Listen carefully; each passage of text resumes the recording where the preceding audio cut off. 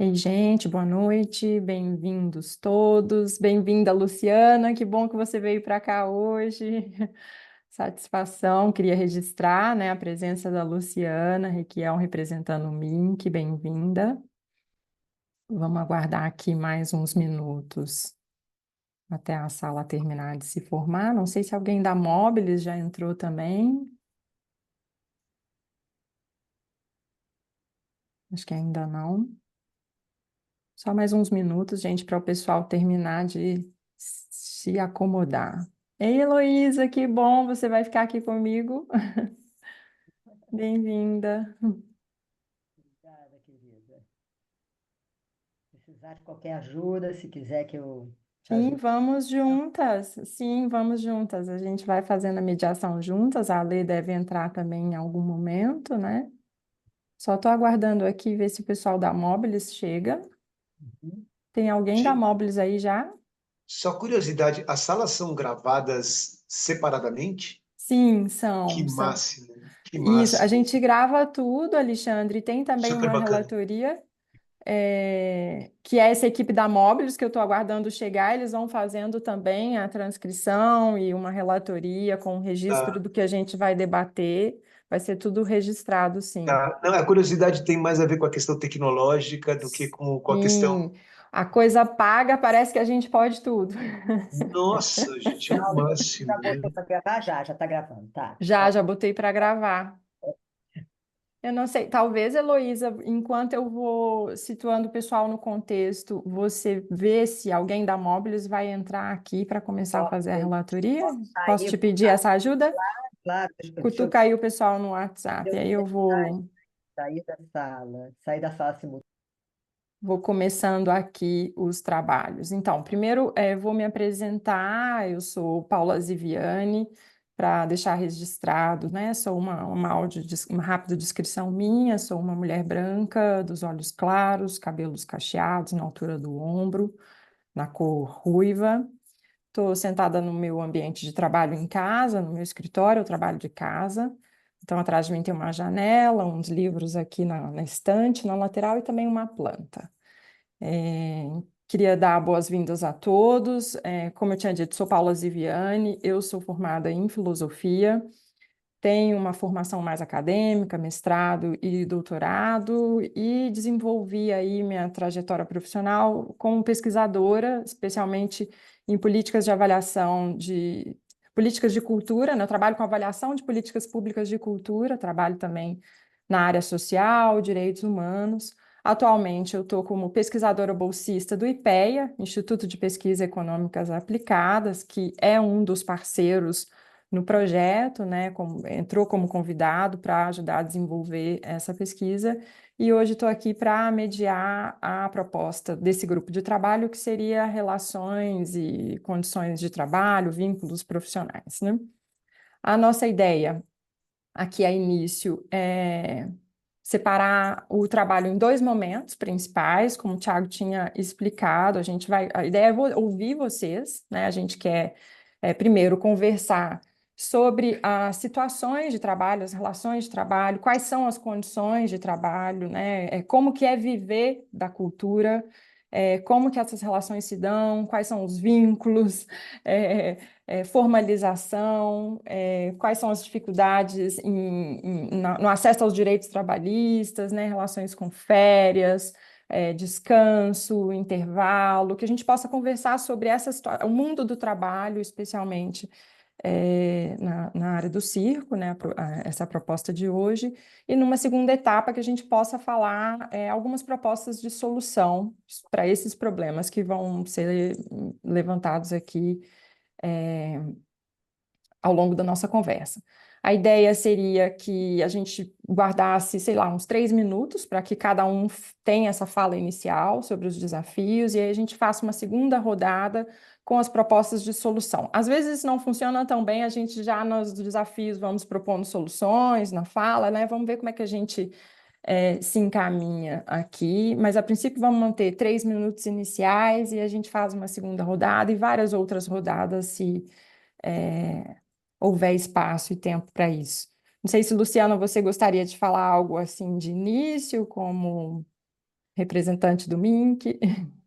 Eu acho que não, acho que eu quero mais ouvir o que o pessoal tem a dizer. Se eu puder contribuir no final, eu falo alguma coisa também. Legal, ótimo, fique à vontade. Então, queria convidar já eu vejo aqui, a gente tem a Malu, né, da Mobilis, que vai fazer a relatoria, então, para a gente, ajudar no registro. E queria convidar, quem quiser começar, a gente pode usar o recurso de levantar a mão, abrir câmera. Elô, obrigada. Já vi aqui a Malu da Mobilis. Já apresentei aqui a dinâmica para o pessoal. Por favor, fique à vontade também para ajudar nessa mediação, fazer perguntas. E começamos. José Regino, gostaria de começar, é isso? Seu áudio está desligado. Antes, desculpa, José Regino, só uma questão importante. Legal a gente falar o nome, de onde é, com que trabalha, né? Especificar na linguagem do circo qual é a ocupação, só para a gente também se situar melhor nesse contexto. Vamos lá, obrigada. Com você a fala. Ok. Meu nome é José Regino, eu falo aqui de Brasília. Eu sou palhaço, diretor de teatro e circo. Trabalho há 40 anos nessa área. Eu trabalho, não sou de circo de lona, nem de circo itinerante. Faço itinerância por espaços alternativos e rua. Então, essa característica já é bem específica, né? Sobre as questões da condição de trabalho, quando a Paula estava falando, eu comecei a rir aqui, porque a gente trabalha sobre projetos, então você tem aquela demanda, você executa e depois você é dispensado, certo? Remuneração varia demais, a gente não tem teto, não tem o teto, porque muitas vezes quando você vai discutir um projeto, se o seu nome não está no projeto original, você é convidado e você fala, não, esse preço é absurdo, tem mais 10 que faz por menos, né? Independente da qualidade. Então, não temos nenhum teto mesmo para você se segurar, né? Eu também tenho mestrado na área, trabalho com a pesquisa sobre comicidade, mas tudo isso não garante nada. Nada. É como se você tivesse num eterno retorno de começo. Entende? Exceto se você se vincular a alguma instituição, se você virar funcionário de alguma coisa. Por outro lado, você cria espetáculos, dirige espetáculos, são super bem-sucedidos, mas você também não recebe sobre isso. O máximo que você pode receber, o espetáculo tem espetáculo que tem há 10 anos. O máximo que você vai receber é 6% e olha lá, porque não tem obrigação nenhuma disso acontecer. Entende? Os editais no Brasil, inclusive, é deixar aqui bem claro que edital, o nome já diz, edital. Se fosse uma coisa boa, chamava de todos. Não é edital, não é verdade? É uma política altamente seletiva, né? Não é política, né, galera? É um jeito muito falho de distribuir verba. Isso não podemos considerar edital como política de cultura. Isso não é um abuso. Em lugar nenhum do mundo isso funciona. A gente tem que levar em consideração várias coisas. Eu sou um inquieto, áspero, desesperançado, embora a multa de mil tenha. Obrigado, Clarice, por ter me traduzido isso para mim. E falo para vocês, se a gente não conseguir fazer alguma coisa nesses próximos 3 anos, a gente não faz mais. É urgente, é urgente. Eu falo, da minha parte, agora vendo a Conferência Nacional de Cultura, que a gente também teve muito o que fazer, muito o que falar, e a minha esperança é que esse papo realmente reverbere em alguma coisa. Muito, porque eu tenho 40 anos de profissão, estou aqui super disposto e não tenho nada de seguridade. Tenho 62 anos de idade e não sei quando eu vou acabar com meus próximos projetos acabar e por aí vai. Não tenho a mínima de seguridade. Férias? Talvez na próxima encadernação, se é que isso exista. É isso. Passo minha fala. Obrigada, José Regino. Imagino que quando você está falando da política de edital, né, é que ela não possibilita aí contratos mais duradouros, vínculos mais constantes, para que você tenha acesso aí à seguridade, férias e tudo mais, né? Essa é a grande crítica, né? Não, a grande crítica é que isso não é uma forma de distribuição de renda, isso não é Sim. uma forma de fazer política. Eu sou uma pessoa privilegiada, eu tenho um mestrado, eu sei sentar e fazer um projeto. Mas seu Antônio, que eu acabei de encontrar com ele, ele não está aí. É altamente elitista. E Uhum. sabe o que que vai sobrar para ele? O que algum burguês achar que deve sobrar. Essa é a verdade. O sistema capitalista, desculpa, galera, fode com a gente de cima embaixo. E nós, enquanto política pública, temos que ter uma cabeça muito mais aberta do que isso. E eu tenho várias propostas para pensarmos e solucionar esse problema. Só isso. Obrigada, José Regino, por complementar seu raciocínio. A gente volta, então, na segunda rodada, né, com as propostas. A Ludmila está com a mão levantada. Não sei se tem mais alguém. Para mim, está vendo aqui só a Ludmila. Passo a fala para você, Ludmila, bem-vinda. Olá, tudo bem? Estão me escutando? Sim, estou te escutando bem. Eu sou a Ludmila, eu falo também de Brasília. Sou nova na questão de produção cultural. Sou formada em Antropologia e Sociologia pela Universidade de Brasília. Estou cursando Educação Física agora, licenciatura. Sou artista circense, faço parte de alguns grupos aqui de Brasília. Não sou de circo de lona, sou de circo de espaços particulares, de escolas particulares, e tentamos ocupar alguns espaços culturais aqui de Brasília. Eu estou com um projeto atualmente que está em execução, que foi aprovado pelo meu primeiro FAC, pelos editais aqui do Distrito Federal, sobre segurança e montagem circense. E aí eu quero trazer um pouco do viés da segurança, porque o circo, o equipamento circense é muito caro. E a gente vem de uma tradição que essa parte de segurança é muito deixada de lado. Então a gente usa equipamentos inapropriados, a gente não tem condições estruturais apropriadas para o fazer circense, que é um fazer já de risco, e a gente os próprios montadores se colocam em risco, porque as situações de trabalho deles também são desvalorizadas e também deixadas de lado. Não existe fiscalização, quando existe é muito pouca e falha, e a gente acaba fazendo a montagem do circo de forma precária. E os espaços culturais também não dão esses equipamentos para a gente fazer as montagens das formas corretas, e muitos espaços aqui de Brasília também já não tem mais a infraestrutura para fazer circense. Aqui em Brasília, a gente vive na disputa de quem ocupa os dois únicos espaços centrais que dá para fazer um espetáculo de circo, que é o Espaço Cultural Renato Russo e a antiga Funarte, que é o Espaço Ibero-Americano. Temos alguns complexos culturais e alguns SESCs que são possíveis, mas as montagens às vezes são um pouco mais complicadas, requer mais dinheiro para fazer, e os complexos culturais estão, assim, parece que eles são novos aqui de Brasília, mas eles não foram pensados para o circo, nem sei nem se para teatro, porque muitos deles não têm uma infraestrutura boa para teatro também, de acústica, de aparelhamento de luz. Então tem um espaço super novo em Samambaia que não tem equipamento de luz nenhuma. E se você for escrever um projeto, a verba do projeto, para a gente suprir as necessidades do espaço, não dá. Porque a gente conseguiu um complexo cultural, mas o complexo cultural a gente vai ter que alugar equipamento de luz à parte, que vai gastar uma grana alugando esses equipamentos de luz, vai gastar uma grana alugando equipamento de ancoragem, e a verba vai embora. A gente não, eu estou com um problema no meu projeto, em um coletivo de circo, que a gente tem um espetáculo que somos 12 pessoas. Mas a verba dos editais não, assim, mesmo se a gente passasse, a gente ia conseguir fazer o quê? 2 apresentações, porque o espetáculo é grande e custa muito. Por causa disso, porque os espaços culturais não têm equipamentos que suportem. E aí, o circo a gente já não tem verba, né? A gente já não tem dinheiro.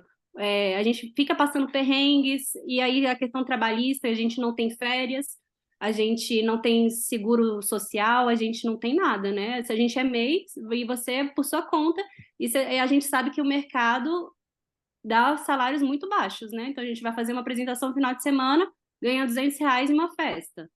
E a gente fica na mercê, porque a gente trabalha com o nosso corpo, né? Tem muitas questões aí.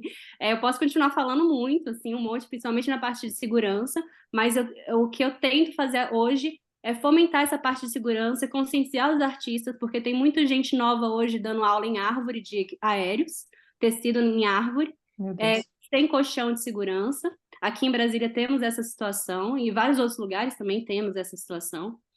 E eu tento levar um pouco de conhecimento de forma gratuita com esse projeto. Espero que esse projeto se perpetue mais para frente, mas é isso. A gente só consegue fazer se a gente passa no edital. Eu consegui passar por causa do meu primeiro FAQ, agora eu não sei se o próximo eu vou conseguir fazer. E aí a gente fica nisso, sempre em umas condições de trabalho muito precárias. Eu vou Ludmila, parar, porque você- senão eu continuo falando. Sim, mas você trouxe uma questão fundamental, né, que é a questão da segurança. Existe alguma fiscalização?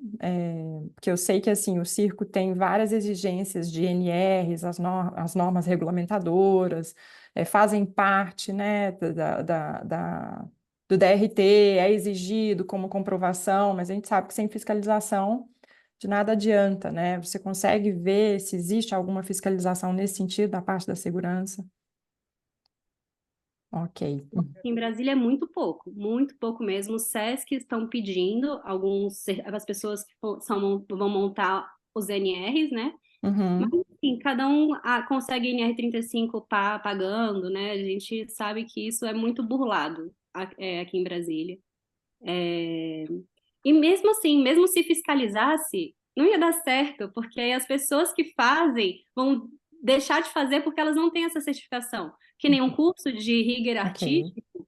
A gente tem um no Brasil, que é a empresa Aérea Soluções e Alturas que dá. Ele custa R$ 1.500, acontece em Campinas. Ou um curso de acesso por corda custa R$ 3.000 e dá só em lugares muito específicos. E a gente sabe que a realidade do circense, a gente não consegue se capacitar dessa forma. A gente aprende com os nossos anteriores, né? Com os nossos Uhum. familiares, com os nossos companheiros, e a gente faz como dá.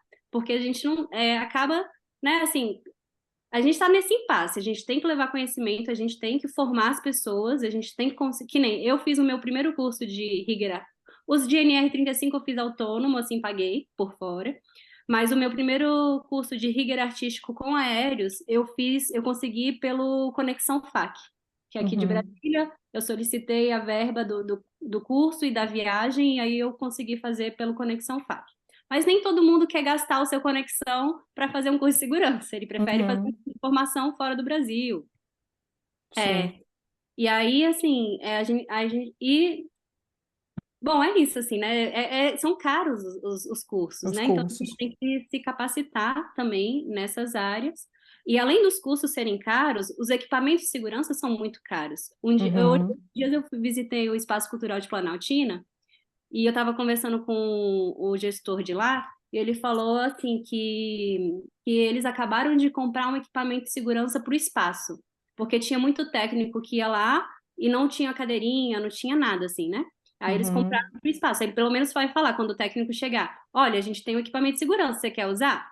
Aí ele usa, mas muitos dos técnicos não querem usar também, né? Uhum. Mas assim, esse espaço mesmo, o Complexo Cultural de Planaltina, ele tem uma vara de luz que eu acho que é uns 7 metros de altura, e que ela não está ancorada direito. Se você coloca uma escada, ela vai cair. Assim, corre o risco de cair, é muito insegura, ela balança.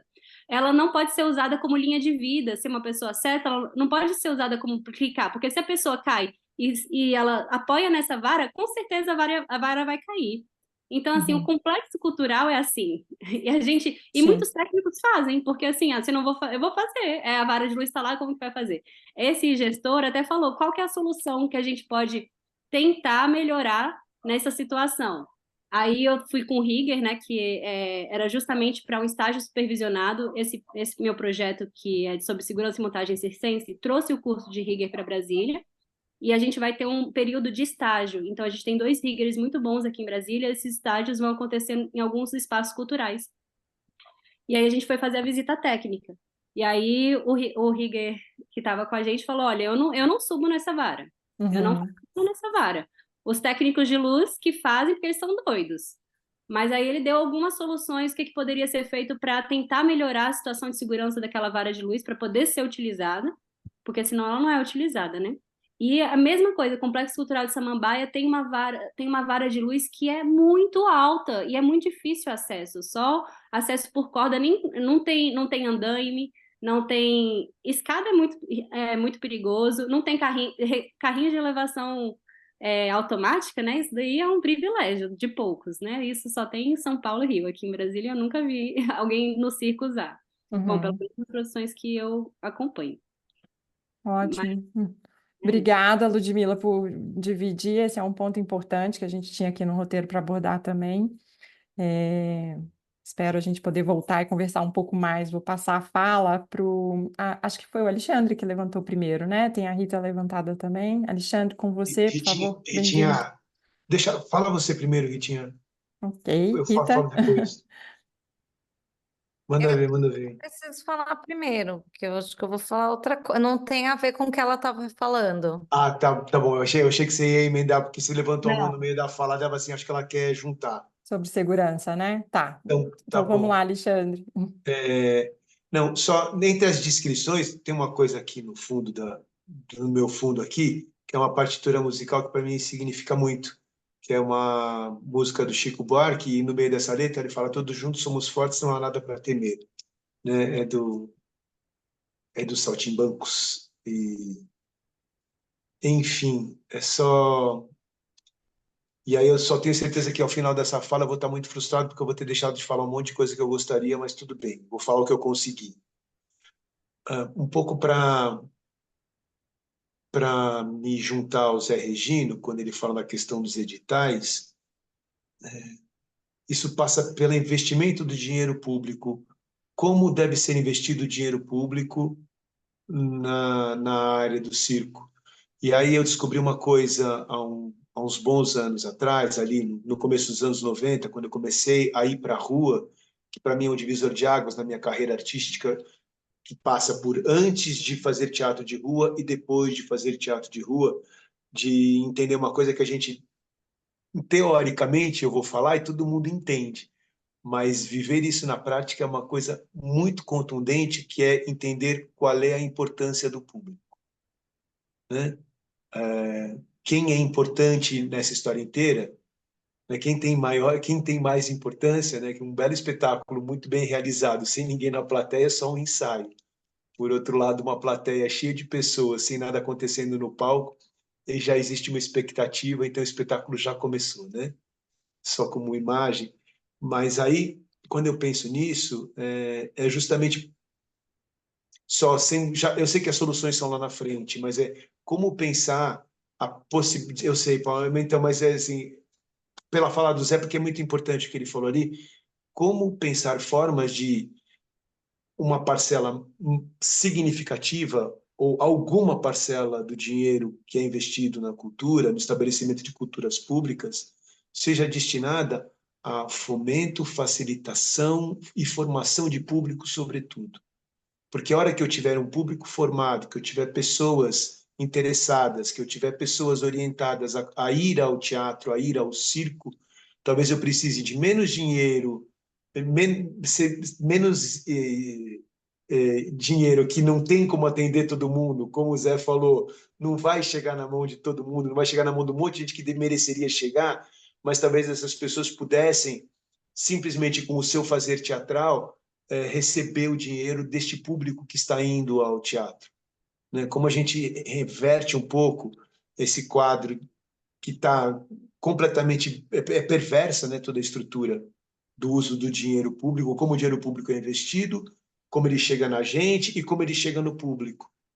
Enfim, só como uma provocação inicial. E aí, um pouco também para juntar com a fala anterior, muito já evoluiu, né? Muito já evoluiu e eu acho que é maravilhoso pessoas envolvidas nisso. Mas me assusta, por exemplo, quando a gente pensa, falando aí, Paulo, que você falou das NRs, né? Quando a gente pensa que uma NR23 que trata de incêndio, né, absolutamente vai ser feita por pessoas que trabalham com pirofagia, mas ela não acolhe absolutamente nenhuma das questões específicas da pirofagia, né? Quer dizer, a pessoa é obrigada a se formar, a ter um NR23, que é algo completamente vazio para a atividade dela.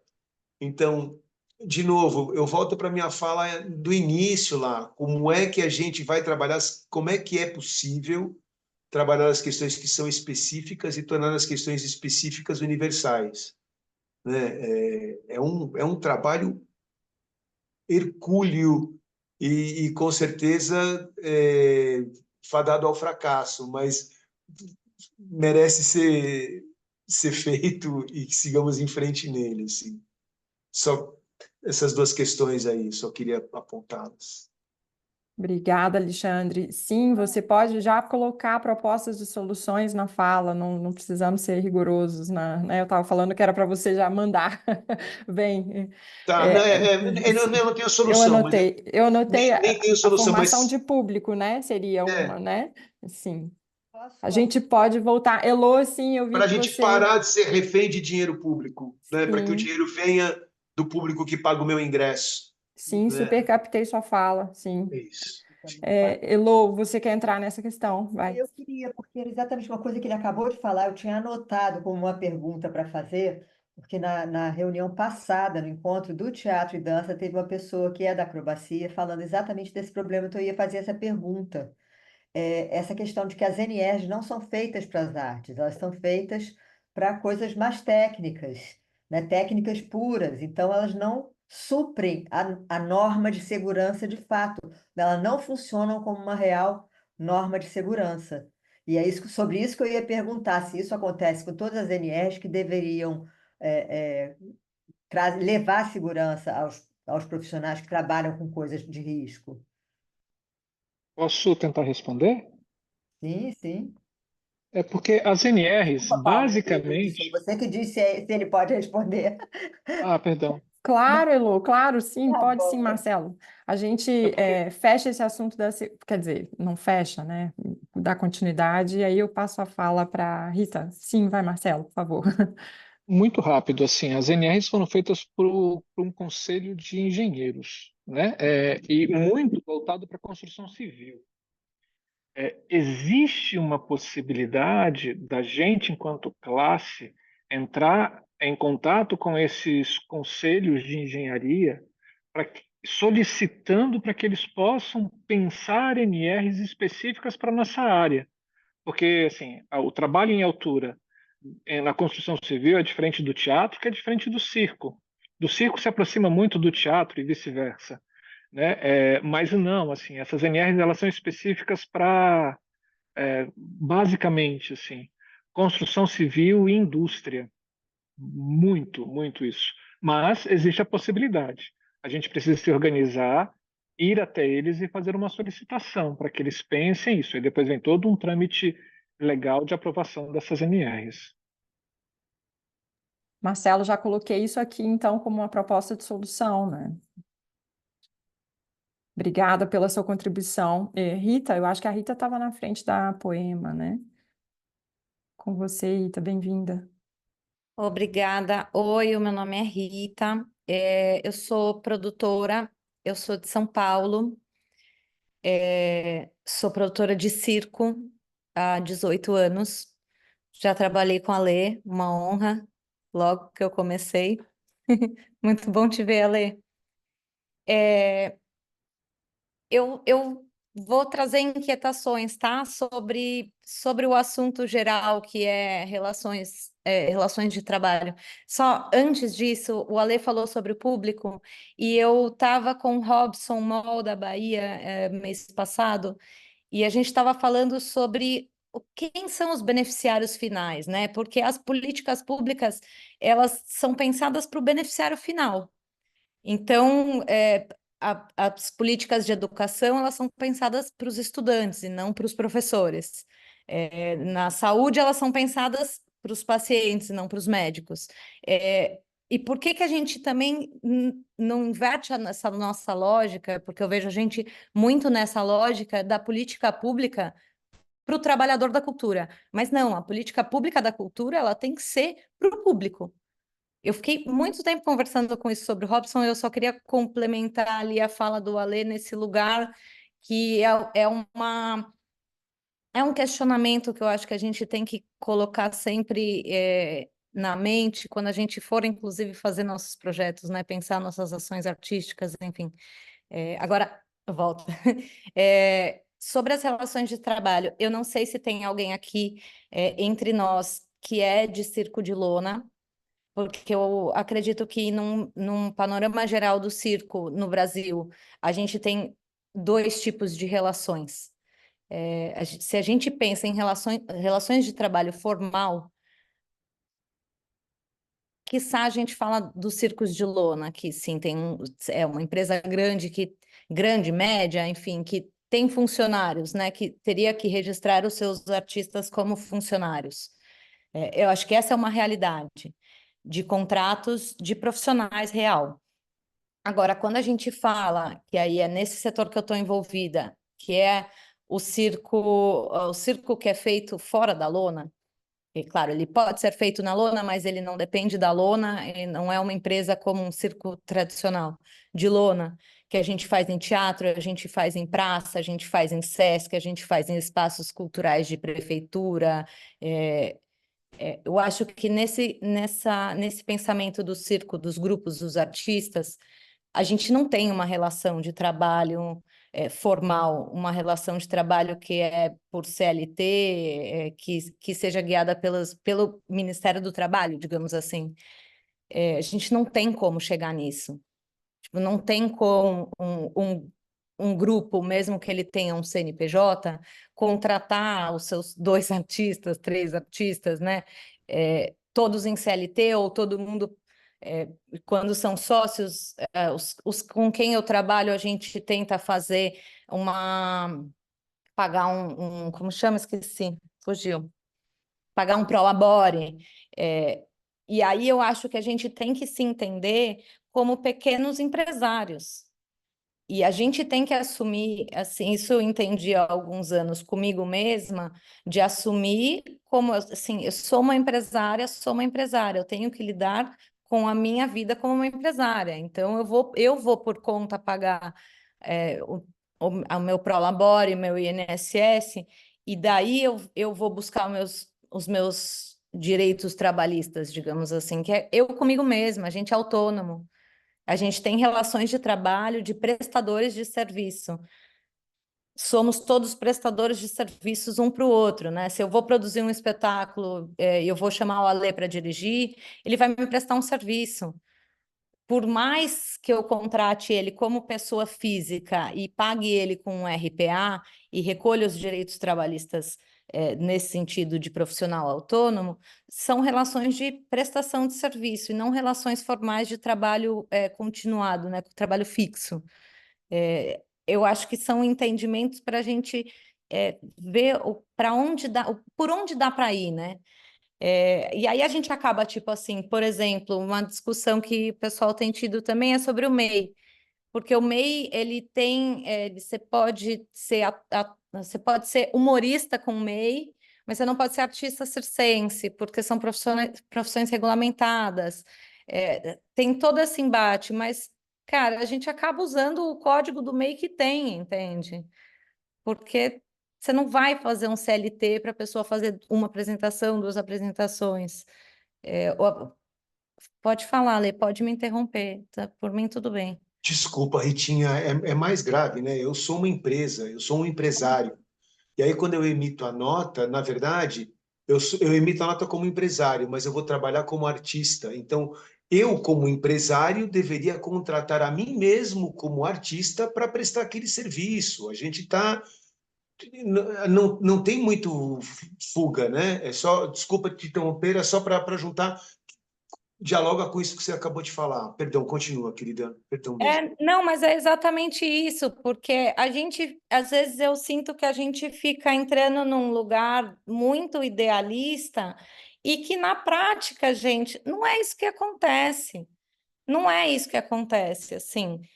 O que acontece é isso, você vai fazer um projeto, se eu escrevo, quem for que seja, quem quer que seja o proponente, ele vai contratar as pessoas como pessoa jurídica.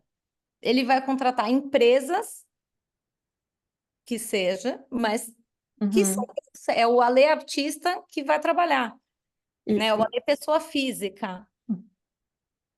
E é assim que acontece, né? Eu acho que o que eu trago é mais sobre a prática. sim. Você não E- consegue contratar alguém com RPA, gente. É tipo, você é um imposto absurdo. Ninguém quer ser contratado por RPA, sabe? E aí, tá, a gente discute, fala em sindicato, mas no fim a gente tem relações de empresa para empresa. Uhum. Como é que a gente ajusta essa relação para ser melhor para todo mundo? Porque E, é isso que a gente faz. e, Rita, nessa coisa que você está falando de empresa, que contrata empresa, como é que é essa relação? Existe um contrato? O que que eu estou contratando? O que que você vai fazer? Qual que é a minha função enquanto contratante? Você que está, né? Algo que amarre essa relação minimamente para assegurar tanto quem está contratando quanto quem está prestando serviço, ou ela é totalmente desamarrada, informal, sem, né? Assim, como que você aí na sua prática desenvolve isso? Ou é Paula, só nota para lá, nota para cá? Entendeu? não, Me pergunta assim, existem se tem uma mínima acordos, de né? proteção. Existem Acordos acordos. verbais, são por escrito, como é que é? Eu costumo mandar, no mínimo por e-mail, falando, então, estou te contratando, eu preciso desse serviço, sabe? É o mínimo, eu tenho esse prazo para você me entregar tal serviço, né? Quando eu vou contratar, sei lá, um figurinista, e aí é uma relação confusa, Isso porque já te causou outro problema? no circo, não. Aham. Quando eu trabalho fora do circo, sim, já tive problema. Dentro do circo, não. É, mas eu acho que sim, temos acordos. Mas assim, eu sou Rita, sou produtora, tenho a minha empresa, né? Não sou MEI, tenho uma minha empresa. Eu trabalho com venda de espetáculo, com escrita de projeto. Às vezes, eu como empresa, contrato um artista para prestar um serviço. Às vezes, o grupo me contrata como produtora. E aí a gente fica nessa relação, entende? Tipo assim, eu presto serviço como produtora, e aí às vezes também eu tenho evento e contrato artista. Esse entendimento é muito dúbio. E aí, assim, quando o artista é o próprio produtor, acho que até dá uma confundida maior, assim, porque talvez o que o José tenha falado, né? Tipo, o cara é o artista, o cara é o produtor, mas o cara trabalha e recebe só um cachê, ou, né? É, isso, Um acho que acúmulo de funções que não reverte no pagamento, né? No ganho. Uhum.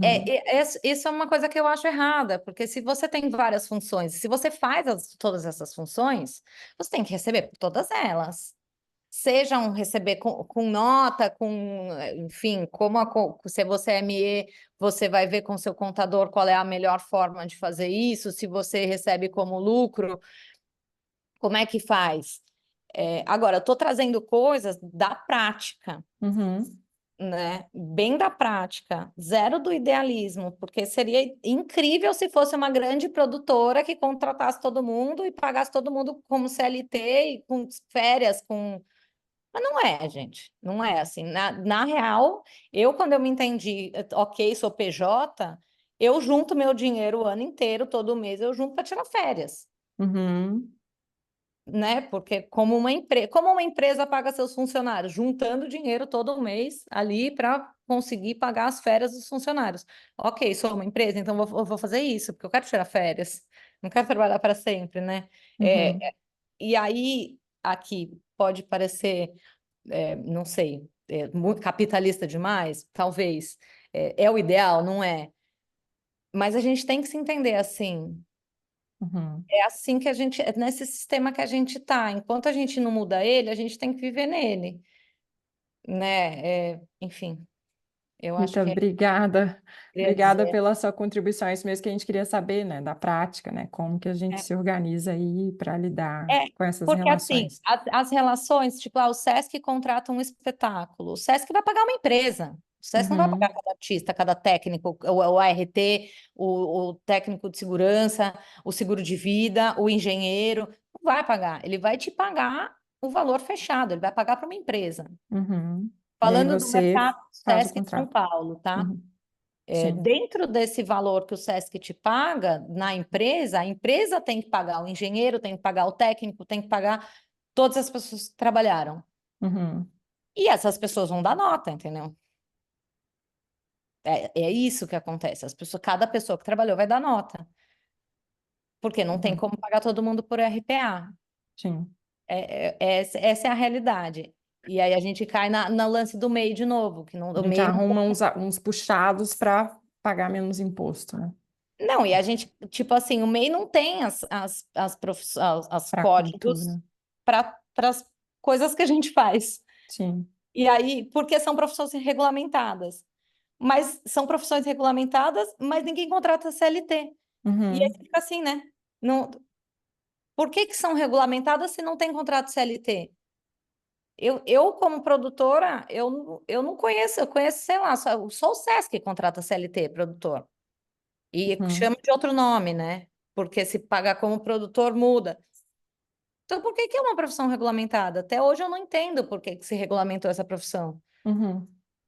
Eu, enfim, desabafando quase. Obrigada, gente. Obrigada, Rita. Vamos seguir. Acho que é poema. Ui, fechei meu microfone, desculpa. Eu estava convidando Poema para falar. Depois a Olá, Ludmila, né? Bem-vinda, tudo Poema. bem? Boa noite, vocês estão me ouvindo bem? Sim. Então, obrigada, sou Poema Milenberg, sou cofundadora da companhia Nós no Bambu, daqui de Brasília, embora eu seja carioca, eu atuo com circo desde a infância no Rio de Janeiro, e a companhia tem 21 anos já, né, de pesquisa. O nosso primeiro espetáculo profissional é de 2008, então já são aí pelo menos 16 anos de atuação profissional. E aí, bom, várias falas me representam muito, né?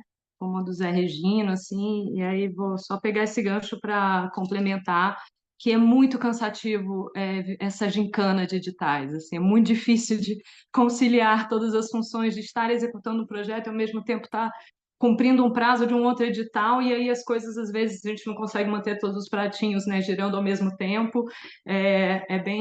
Quando eu comecei, né, então com todo esse romantismo, né, de ser uma artista independente e levantar a minha companhia. Anos atrás, eu achava o máximo eu conseguir realizar todas essas funções, e hoje em dia eu acho muito cansativo. Bom, então a companhia ela atua no que a gente pode dizer talvez de circo contemporâneo, né, que é um termo bem polêmico, mas assim ocupando as salas de teatro, espaços alternativos, e a gente tem aí já uma dificuldade que a disputa de espaços, né? Aqui em Brasília, especificamente, a gente tem poucos espaços cênicos, poucos aparelhos, né, de cultura disponíveis, e dentro dos aparelhos de cultura disponíveis, das salas de teatro especificamente, é mais difícil para o circo competir. Aí, falando um pouco da minha experiência, né, de atuação, embora eu resida em Brasília, o mercado onde eu mais atuo é São Paulo também, graças ao sistema SESC. E o que eu escuto muito, né, nessas buscas de venda de espetáculo é que a pauta foi dada para o teatro, a pauta foi para a música, e a pauta do circo na sala de teatro ela vai lá para o final da fila. Então, falando aí desse ponto específico. Eu atuo desde a origem da companhia como produtora cultural, aprendendo, né, tudo, elaboração de projeto, captação de recursos, gestão, prestação de conta, pesquisa, né, artística, que é para isso que a gente está fazendo todo esse rolê, afinal de contas, né, para pesquisar e expressar o que a gente acha que tem de melhor, né, que a gente veio fazer nessa vida. E aí, isso é uma outra questão difícil, né? Hoje em dia eu sou uma artista independente, a companhia ela já teve formações maiores, e aí é difícil, né? A gente manter todo o barco com todo mundo remando junto. E hoje em dia eu sou uma artista independente que cuida de um legado de uma companhia, de um patrimônio imaterial, e que passa adiante esse legado. Então também atuo como arte educadora, compartilhando esses saberes. E aí isso é uma forma de complementar a renda também, né? De estar diversificando as áreas de atuação para ser mais possível, né? De viver exclusivamente com atividades relacionadas ao meu fazer artístico. Mas é muito difícil realmente saber como fazer esses arranjos, né? Então, com essa fluidez das relações profissionais, né? Eu sou MEI também.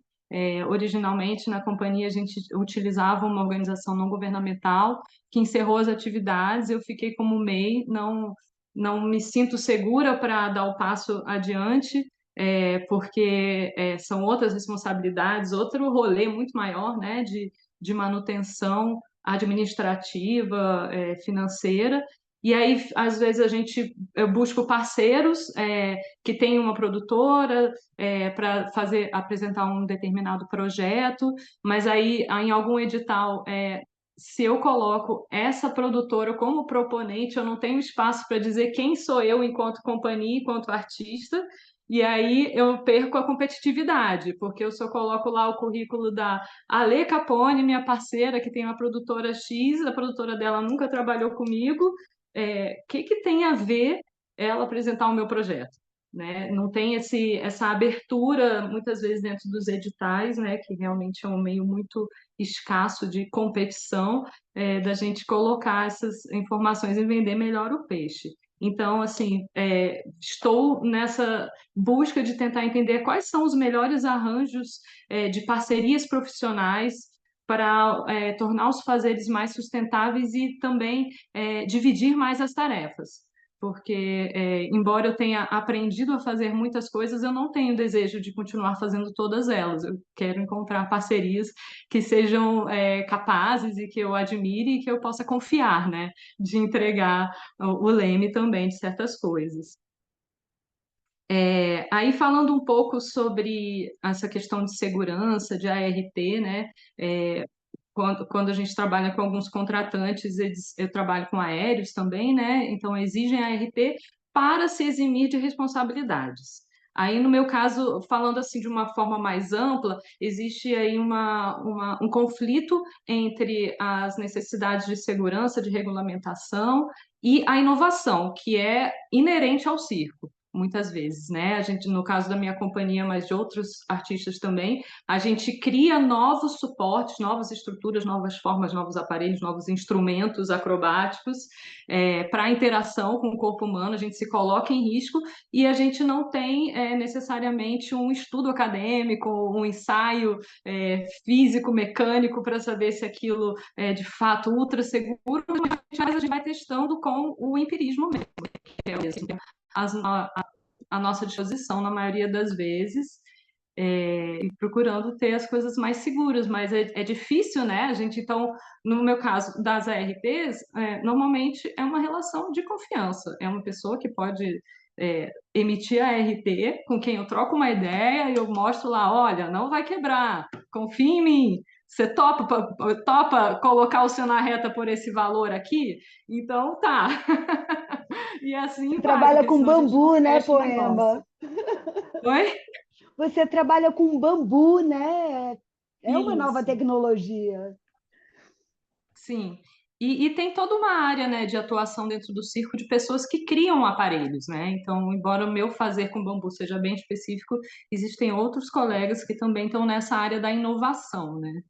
E aí eu acho que, falando já de apontamentos, né, eu acho que seria incrível se a gente conseguisse abrir portas de diálogo e de cooperação com o meio acadêmico, por exemplo, eu iniciei uma colaboração com uma funcionária do Serviço Florestal Brasileiro. Eles têm aqui em Brasília o Laboratório de Produtos Florestais e a gente começou a fazer ensaios mecânicos dos bambus para conseguir ter parâmetros mais precisos, né, sobre dimensionamento e tudo. Esse estudo ainda não está concluído, mas assim é uma pontinha do que a gente precisa, que a gente gostaria de pesquisar, sabe? Bom, e aí falando sobre a minha experiência, quando eu sou proponente de um projeto, eu prefiro elaborar contratos mesmo, é super complexo, eu acabo fazendo sem contratar um advogado na maioria das vezes, porque não tem recurso para isso dentro do projeto, então eu tiro mais um chapéu aqui para elaboradora de contratos. E aí, por fim, para falar de sustentabilidade assim, do mercado do espetáculo de circo, né? Eu acho que é praticamente impossível contar com bilheteria.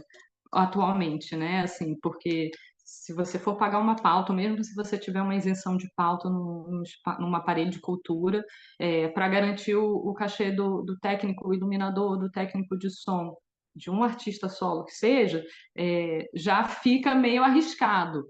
E considerando que a gente ainda tem que ser comunicador, né? A gente tem que estar o tempo todo na rede social para que não esqueçam que a gente existe e quando a gente tiver abrir a bilheteria, a gente ter público, né? Porque senão facilmente muda-se a pauta.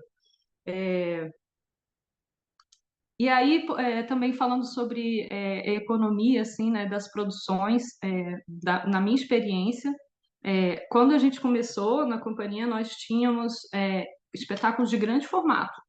Era muito romantismo, eu acho, assim, muita vontade de fazer. Mas a gente foi vendo que é muito difícil circular. E aí eu fui sendo obrigada a reduzir, tanto que o meu espetáculo solo mais recente é só um bambu em cena, eu em um bambu. Que é para continuar fazendo de alguma forma, porque a gente tem que ir enxugando para ter chance de competir nesse mercado que contrata também, né? Que é onde eu consigo mais circular é sendo contratada. Porque senão é entrar em edital para conseguir fazer uma circulação, que é outro rolê também, né? Bom, eu acho que eu consegui abordar a maior parte das coisas. Assim, também queria dizer que eu sou gestora de um espaço independente, porque para a gente criar, a gente precisava de espaço. Felizmente, a minha mãe cedeu um espaço na nossa chácara, mas nós moramos tão antiga, então a gente está aqui na informalidade total, fazendo a gestão do espaço com o que entra e sem apoio nenhum, porque estamos na informalidade. Né? E aí, para a gente ser um espaço que recebe apoio, a gente precisa de um CNPJ, então assim, precisa juntar mais gente, e é difícil juntar gente em empreendimentos culturais, justamente porque é difícil a garantia de um retorno financeiro, né? Sim. Então, todo um conjunto de problemas aí. É um contexto de fragilidade, né, que dificulta partir para várias áreas. Obrigada, Poema. Eu começo a ficar preocupado com a avançada hora, que 21 horas aqui, bem Eu ia drasticamente, você ia me chamar a chegar a hora. atenção, né, Elo? A gente tem ainda gente que não falou, vou passar a fala para a Ludmila. Obrigada pela escuta. Eu te agradeço pelo relato, Poema. Obrigada, Passo a fala para a Ludmila, agora já começa a ficar mais chata com o horário e também... Ludmila já falou, não foi não? Ou é outra Ludmila? Não, Ludmila ainda não. Sim. Gente, onde que eu já Ai, falei sim, você estava com a mão... desculpa, você quer complementar alguma coisa, Ludmila, do que Queria foi falado? contribuir com algumas falas, mas se alguém tiver para falar antes e não falou, pode. Ah, eu te agradeço, então, pela gentileza. Vou ver se alguém aqui quer falar que não levantou a mão ainda. Tá de mão Enquanto o levantada. pessoal se organiza, aqui quem quiser falar, e já peço para vocês irem considerando na fala, né? Se já foi posta a questão que foi, né, que você iria colocar de alguma fragilidade, dar um passo à frente, já pensar em solução ou trazer uma outra coisa que ainda não foi apontada. E enquanto você se organiza, eu passo a fala para a Luciana. Vamos lá, Luciana. Gente, eu senti muita vontade de falar, porque me toca muito tudo isso que vocês falaram, né? Assim, eu estou na base da pirâmide do MIC, né? Então eu não mando nada, não resolvo nada. Eu sou professora, né? Eu fui parar no MIC nessa diretoria de trabalhadores da cultura, justamente porque eu sou sindicalista, sou musicista, né? E vi um sopro de esperança, né? De num governo, né, depois de tudo que a gente viveu, existia uma diretoria que se preocupa com os trabalhadores da cultura. Agora, pensar, botando na balança tanto a fala agora perdi, da Rita, né, que fala da realidade. Bom, mas como é que é a realidade? Quanto do José e de tantos outros, né, que não estão satisfeitos com essa realidade, né? Fico pensando assim, o quanto que é difícil, porque esse modelo flexível, intermitente, multitarefas, informal, e agora MEI, ele é um modelo, pelo que eu tenho lido de pesquisa e pesquisado, ele é um modelo que está sendo levado para toda a classe trabalhadora. Então, assim, a gente lutar contra isso não é a gente da cultura, né? Não vai conseguir construir um oásis, né? Então, assim, eu fico pensando em termos de solução, né? Se eu tivesse que pensar numa solução, a gente teria que ter força suficiente de tentar unir a classe trabalhadora de uma maneira mais ampla, né? Por esse motivo, primeiro, que fazer um oásis no mundo da cultura a gente não vai conseguir fazer, né? Um lugar maravilhoso de trabalhar enquanto que o resto está se lascando, né? Mas pensando também nesse movimento capitalista neoliberal que está levando para toda a classe trabalhadora esse modelo que é ruim, né? Que o pessoal da cultura já conhece há mais tempo, né? Então, acho que esse tipo de discussão pode nos ajudar, quem sabe até a ajudar a fortalecer as coletividades, os sindicatos, as associações, ou entidades como a ANTI, por exemplo, porque se a gente não se juntar, não vai conseguir. Então, assim, acho que todo mundo que está aqui é muito corajoso, não porque está com coragem de falar, mas porque teve coragem de dispor do seu tempo para isso, né? Que a gente sabe que dentro disso tudo, quanto que é complicado esse negócio, né? Então, só me sentir na vontade de me solidarizar, de colocar essa fala, e eu estou à disposição também para a gente conversar em outros espaços sobre essas soluções. Inclusive, José Regino falou aí que ele tem coisas na cabeça, eu queria ouvir depois, em outro momento, vou até botar meu e-mail aqui, tá? Se você quiser conversar, tá bom? É isso, gente. Obrigada, Luciana. Registrei aqui como solução, então, fortalecer as entidades, associações, sindicatos, né, para pensar aí na mobilização dessa classe trabalhadora.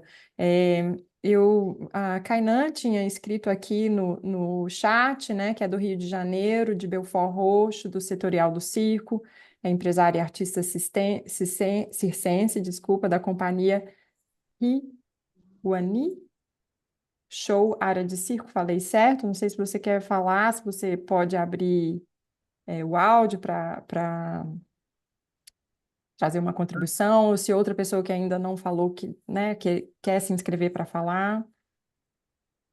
Oi, bom, já foi a minha apresentação aí, na descrição do chat. É Rivani Show.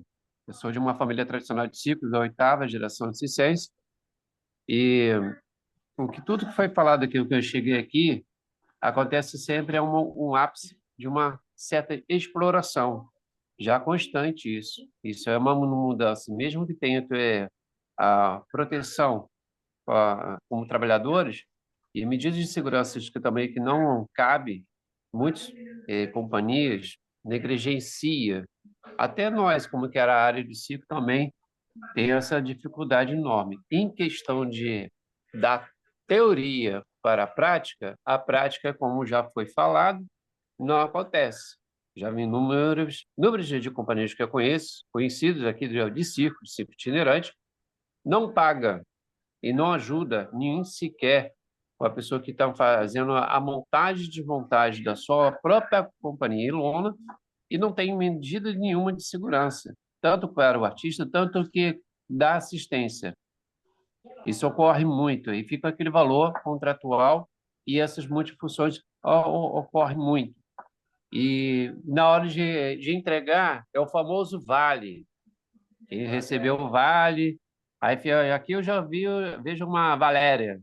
Essa é a expressão que quem é artista de circo itinerante, que anda para a lona baixa, altas, grandes, pequenos, e assim sucessivamente. Quando vai para uma companhia internacional, não muda muito, não.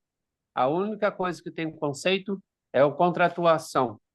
Depois dessa contratação, se você lesionar, tem assistência. Aqui é o contrário. Lesionou o artista, ou até que ele realmente está dando a sua vida praticamente à companhia, vira as costas e essa negligência ocorre. Isso já não é a primeira nem a segunda vez, acontece. Nessa mudança, não há nenhuma sequer uma expressa fiscalização. E em outras funções que ocorrem de profissionais, também há a mesma situações que são isoladas de casos de acidente, casos de negligenciamento de contratuação. E hoje eu não vejo uma forma que, no caso, o governo possa pressionar, como nós, eu aqui, como empresário, sempre tenho zelo à contratação, zelo também à segurança, E quando realmente consigo uma captação de patrocínio, é onde que eu jogo todo esse planilha para não ter problema. Agora, jogar, fazer um trabalho como outros tipos de trabalhos liberais, e para ganhar, eu prefiro só eu mesmo, sozinho, e não ter risco de interferir, de colocar mais pessoas em volta. Isso aí, vem vários processos. Mas constantemente de ciclos que eu conheço, tem números de processos que até hoje mudam até de nome, de companhia, nome constante, e vive negligenciando totalmente a imprudência, tanto quem é o contratante, tanto quem contrata. Esse é meu cenário, minha vida dentro do ciclo.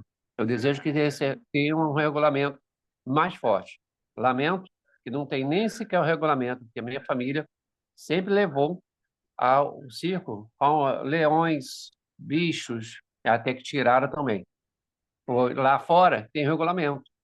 Aqui, infelizmente, vai ser muito tímido para chegar nesse ponto. Mas isso é uma outra história. Obrigada, Kainan, pelo seu relato. Mais alguém que não falou gostaria de falar? Não? Eu vi que aqui no chat também o Marco Aurélio, né, deixou um registro, artista circense, instrutor de circo, tem um projeto social há 3 anos, busca apoio, está concordando com as falas, né, e as reivindicações já colocadas. Bom, eu vou passar então a fala para a Ludmila. O José Regino também tinha, né, questões para trazer em termos de solução, e Ludmila também. A gente tem aqui 7 minutinhos para esse final. Passa rápido, né? Te passo a fala, José Regino, e depois a Ludmila, então, e aí quem mais quiser entrar nessa segunda rodada, que é super, né? Tá. Vamos lá. Vou tentar ser rápido. Bom, primeiramente, gente, não tem solução para isso, não. Claro que não tem. Está todo mundo querendo ver pelo mesmo funil. Vamos começar de separar as coisas. Vamos pensar, Alexandre, quais os tipos de artista e o tipo de cultura está sendo produzido? Vamos parar de ver a área da arte, da arte, primeiro, e tem aí cultura de 2 formas, dentro do sistema capitalista, mercantilista. Se for, tá certinho como tá, é isso aí. Quem tem força e poder vai para frente, quem não tem vai se fuder. Não tem que estar aqui. Me desculpa a expressão, que às vezes eu fico irritado, eu sou meio grosso. Bom, vamos lá, tentar ser mais... Respira. Bom, vamos lá. Então, o que acontece? A gente não pode ver pela mesma ótica. A gente, durante todo o tempo, inclusive o que levou a esse pensamento de edital, é o mesmo princípio como fala, das concorrências, que vem regendo a Lei 866, aquela lei, enfim, tudo isso vem de um sistema que não nos cabe. Por isso que a gente não consegue entender o que funciona, como é que funciona. Agora, tenha dimensão e comece a pensar o quanto o nosso papel é importante. Não é o papel de quem administra isso. Não é o papel de quem faz dinheiro com isso. Fazer dinheiro com isso é fácil. É fácil. Agora, eu não quero fazer isso. Eu tenho uma reflexão que eu quero fazer com a minha comunidade, com o meu povo, com a minha identidade. E todos nós que fazemos isso temos uma função primordial. Isso não é idealismo. Isso é identidade cultural. Isso é emergência, é necessidade. É que nem saúde. Somos nós que mantemos todo esse sistema em pé enquanto nação. Porque sem a gente não tem identidade. Já imaginou isso? Já imaginou isso? Olha um pouco da contribuição que a gente pode ter. Um exemplo da Poema, vou pegar aqui. O trabalho da arte dela pode muito bem vir estruturar muita coisa dentro da tecnologia. Mas isso é consequência, porque nós na arte experimentamos, nós na arte criamos conceito, nós na arte afirmamos e apontamos caminhos, porque não somos cientistas, nós não somos capitalistas. Nós trabalhamos a partir da fricção da vida, da necessidade, da expressão de uma identidade. É fácil a gente saber como ser artista e sobreviver. Carlos Drummond de Andrade era funcionário público. Vinícius de Moraes era não sei quem, não sei quem era não sei quem, não sei quem era não sei quem. Não é isso que a gente quer. Vamos pensar o que é produção cultural. Ok, tem a opção de ser dentro do consumismo, dentro do capital, enquanto mercado, é outra coisa. São coisas muito distintas. E não é, Alexandre, patrocínio sistemático, não. É estrutura política mesmo, de sistema, de cultura estendido a longo prazo. Para a vida. Vamos pensar em sistema de seguridade social. A partir de pensar um sistema, a gente pode pensar toda uma política que vem por aí. Porque a gente não pode ser visto como funcionário, como quem presta serviço de vez em quando. Se eu soubesse fazer esse outro caminho, amigo, eu estava rico, não estava aqui. E para aprender, e eu posso aprender isso, eu posso abrir mão disso, mas eu falo, 60%, talvez 80% dos produtores de cultura nesse país não têm esse acesso. Então, nós podemos parar de pensar por esse lado não tem solução. Tem. Minto. Olha como funciona nos Estados Unidos. Acabou. Quem tem, quem não tem, tira. O sistema capitalista faz isso. Agora, eu não entendo o que é mercado, o que rege. O que é mercado, galera? O que é isso? De que a gente está falando? Nós estamos falando de quem produz subjetividade. E vocês querem nos ver por número, por quantidade. Não tem regra que mede isso. Eu posso até ter um produto para vender, mas essa relação que eu estabeleço, eu estou falando do meu trabalho da Poema, de todas essas pessoas, inclusive de quem faz a arte como produto capital e consegue espaço no mercado. Agora a gente está falando de um outro lugar. A gente está falando... E aí tem saída, sim. Tem saída. Até outro dia, os pescadores passavam fome quando não podia pescar. Hoje tem a bolsa lá como é que é o nome? Quando os peixes estão reproduzindo. Tem. O governo paga. Isso. O governo paga. Se a gente for ver a bolsa, o que a gente tem de possibilidade de implementação, e a gente trata do mesmo jeito, uma lei Rouanet, gente, é absurdo isso, essa parada da lei Rouanet. Para quem trabalha com isso, gente, me desculpa, mas o Ministério da Cultura é ótimo para fazer um espetáculo cômico. Não é falando da gestão de vocês, tá? Estou falando do que vocês herdaram. Estou falando desse pensamento altamente equivocado. Ou a gente muda, ou a gente não dá jeito. E a gente tem que mudar primeiro essa nossa forma de olhar. Levei muito tempo. Durante muito tempo, eu não me coloquei como sendo do circo, sendo palhaço, dirigindo espetáculo, fazendo tudo isso. Recebi uma chamada da galera da tradição, falando que eu não estava contribuindo em nada, porque eu estava me excluindo, porque eu achava que era melhor eu não concorrer com eles em edital. E, na verdade, o que eu faço e sempre fiz foi circo.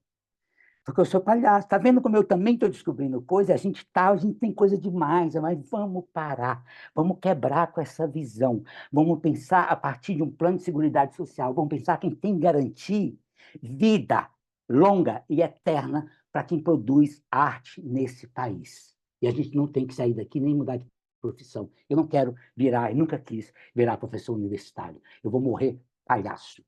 É isso. Obrigada, José Regino. Eu Tá, não sei se a então... gente tem aqui mais um minutinho. Vai perdão.